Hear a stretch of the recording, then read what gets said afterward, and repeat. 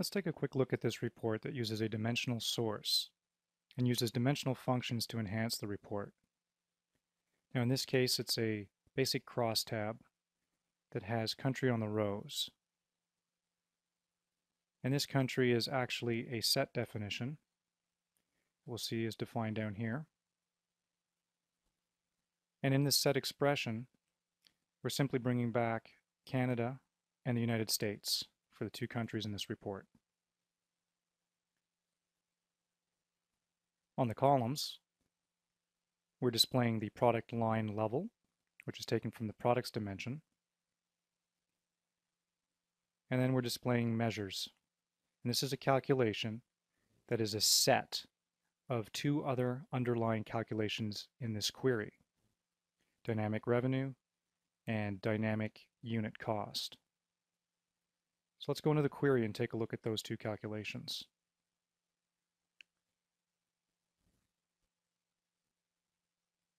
So dynamic revenue uses a member function, and we'll get into that in more detail later. But its expression looks at the caption of country, and if it's equal to Canada, then we're going to return revenue times an exchange rate that is supplied by the person running the report. Otherwise, we'll return revenue. The reason for this is that the data is already in US dollars, so we want to convert the Canadian dollars into US dollars for the output of the report.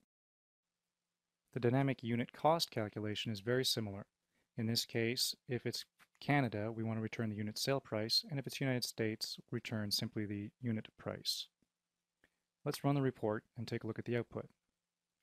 We're first presented with a prompt page, and we'll supply an exchange rate. Then click Finish. And we'll see that the output for Canada has the revenue converted using the conversion rate. And the values under the United States are simply the values that are taken from the data source, since they're already in US dollars.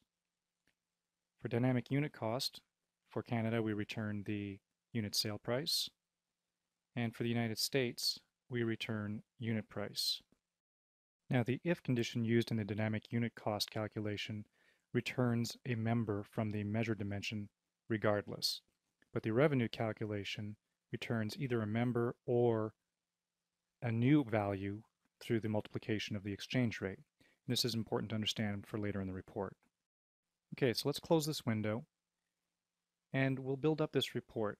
I've created a starting point report that already contains most of the items that we need for the report itself.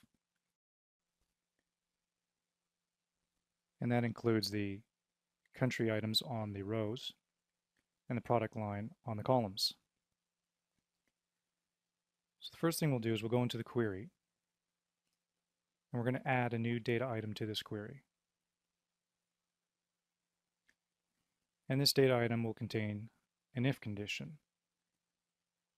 So what we're going to do is to say if the caption of country is equal to Canada, then we're going to want to return the revenue value taken from our sales namespace and the sales fact measure dimension, and multiply that revenue times an exchange rate that is provided by the end user.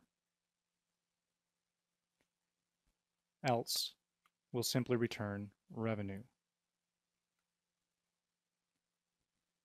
And we'll click OK. And we'll name this data item dynamic revenue.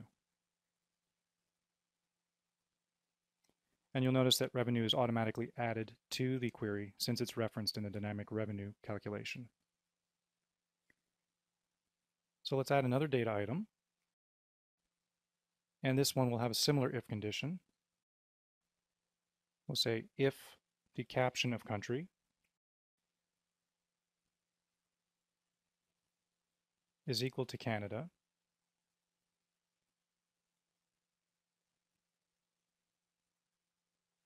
then we want to return unit sale price.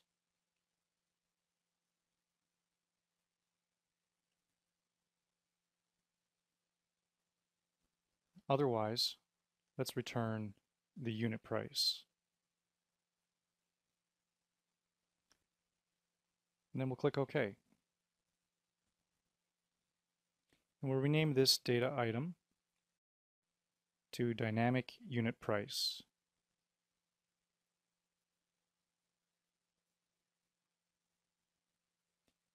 And again, you'll notice that unit sale price and unit price are added to the query.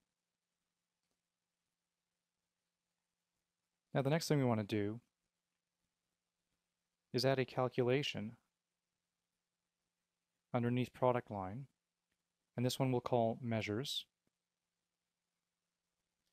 And we'll set this as other expression and simply make it a set expression. Again, a dimensional function that will return dynamic revenue and dynamic unit price.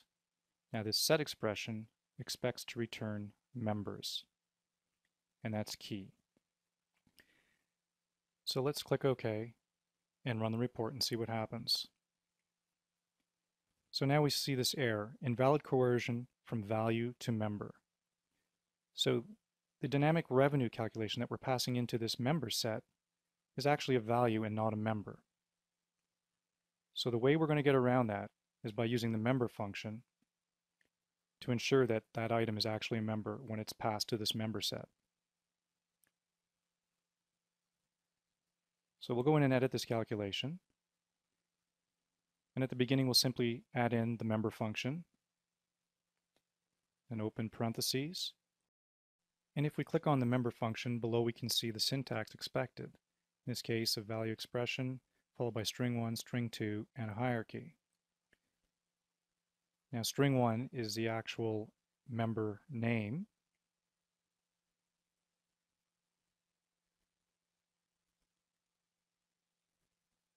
And then string 2 will be the actual member caption. In this case, we're just going to make them the same string, dynamic revenue. And then finally, we're going to add the sales fact measure dimension to fulfill the last parameter of this member function.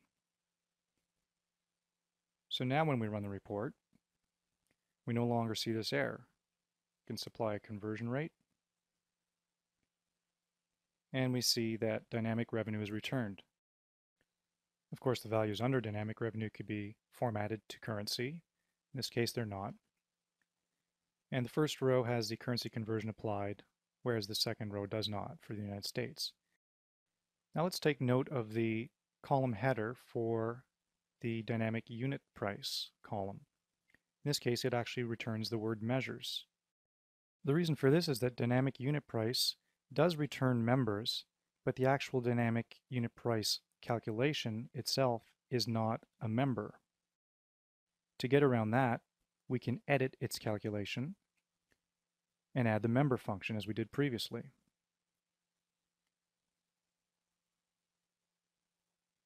So we'll provide the member name, in this case dynamic unit price, and we'll make its caption the same string, again dynamic unit price, and then add the sales fact measure dimension as the last parameter. So now when we run the report and supplier exchange rate, we'll see that the second measure column actually does return dynamic unit price as the header. And that's what we expect to see. Now, an alternative to this technique is to actually use a measure calculation, which is the equivalent of using the member function as we did for this particular calculation. So let's delete the item and add a query calculation to our query.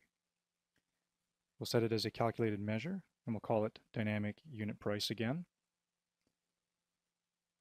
And we will point it to the appropriate measure dimension, in this case, sales fact.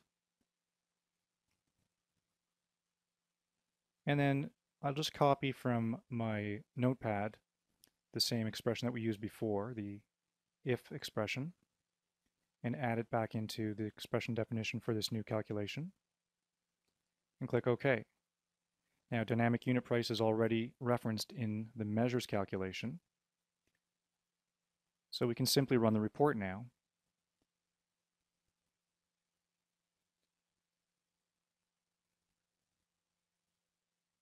And then we'll see the output is exactly the same as when we use the member function. So as you can see, there's two methods that you can use to reference calculations in another dimensional function, in this case a set expression. Hope you found this useful, and hope to see you watching more proof and practice videos.